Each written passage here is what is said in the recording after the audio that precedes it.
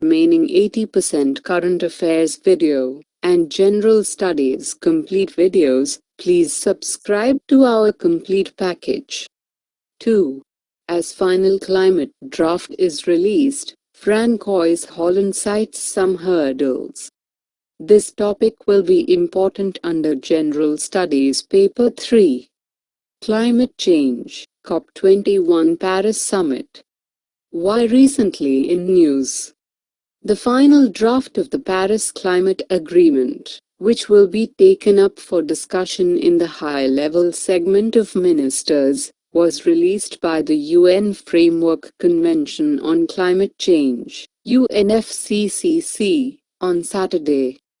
French President Francois Hollande said transfer of climate-friendly technologies to developing nations and reviewing of carbon emissions by all 195 countries continue to be hurdles.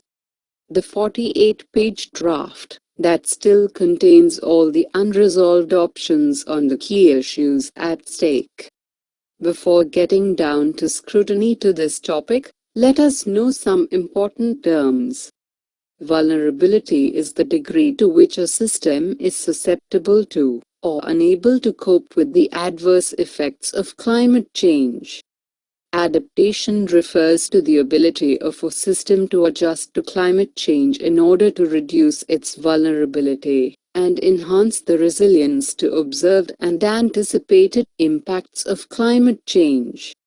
In other words, adaptation can be understood as an ongoing process addressing to climate change. Mitigation refers to any strategy or action taken to remove the GHGs released into the atmosphere, or to reduce their amount. Adaptation and mitigation are complementary to each other.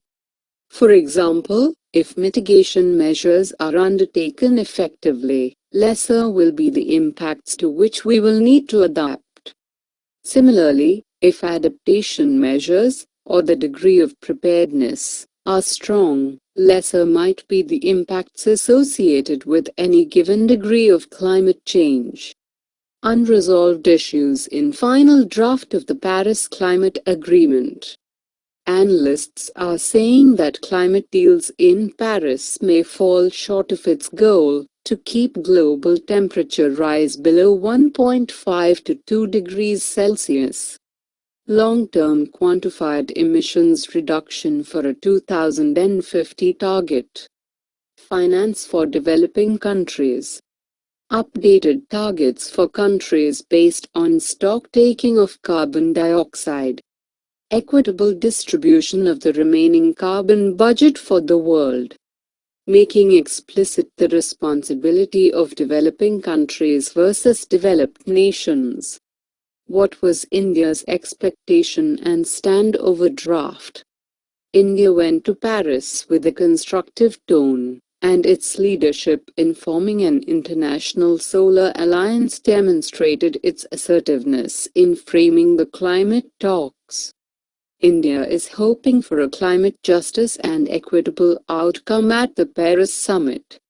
India assured that it will try to fasten its transition to renewable energy, and soon will reduce dependence on coal. India's effective implementations of its commitments going depend on the developed countries' commitments on financing, technology transfer and capacity building. India's priorities are both mitigation and adaptation, and both are equally important. India's adaptation has a direct link with climate justice and poverty, and the need for adaptation takes a higher toll on poor people. India is strongly supportive of food security. Adaptation in the agriculture sector will ensure food security. India assured of achieving zero GHG emissions growth by 2060. What is climate change? Climate change is a large-scale, long-term shift in the planet's weather patterns or average temperatures. Climate change is caused by factors such as biotic processes, variations in solar radiation received by Earth, plate tectonics, and volcanic eruptions. Certain human activities have also been identified as significant causes of recent climate change, often referred to as global warming. Since the last ice age, which ended about 11,000 years ago, Earth's climate has been relatively stable at about 14 degrees Celsius. However, in recent years, the average temperature has been increasing. What is greenhouse effect? Most of the sunlight passes through the atmosphere and warms the Earth. Infrared radiation, IR, is given off by the Earth in response. Most of the IR escapes to outer space and cools Earth. But some infrared radiations get trapped by gases in air and this reduces the cooling effect. This is known as greenhouse effect. Gases such as carbon dioxide, CO2, methane, CH4, ozone O3, water vapor H2O, nitrous oxide N2O, responsible for this, are greenhouse gases. Greenhouse gases directly affect the Earth's temperature. Without greenhouse gases, Earth would be about 30 degrees Celsius cooler. Impacts of climate change. Even though global warming is expressed as a single figure, the average temperature rise of the whole planet's surface will not be spread evenly. Higher temperatures, freshwater shortages, higher sea levels and extreme weather events will each affect regions differently. A region's vulnerability will depend not only on the nature and level of climate change, but on the capacity of local systems and populations to adapt to change. Severity of long-term climate disruption depends on future emissions. 3. 70% of farm households own less than a hectare. This topic will be important under General Studies Paper 3. Indian Economy, State of Indian Agriculture. Why recently in news?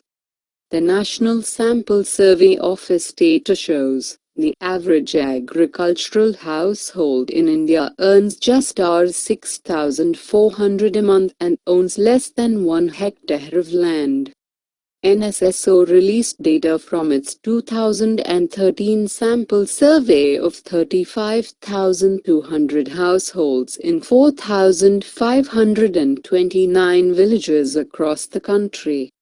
India had over 90 million agricultural households, that is households which owned, leased or operated land. UP alone had a fifth of India's agricultural households, while the southern states had the smallest shares. About 70% of agricultural households own less than 1 hectare of land, and just 13% own more than 2 hectares.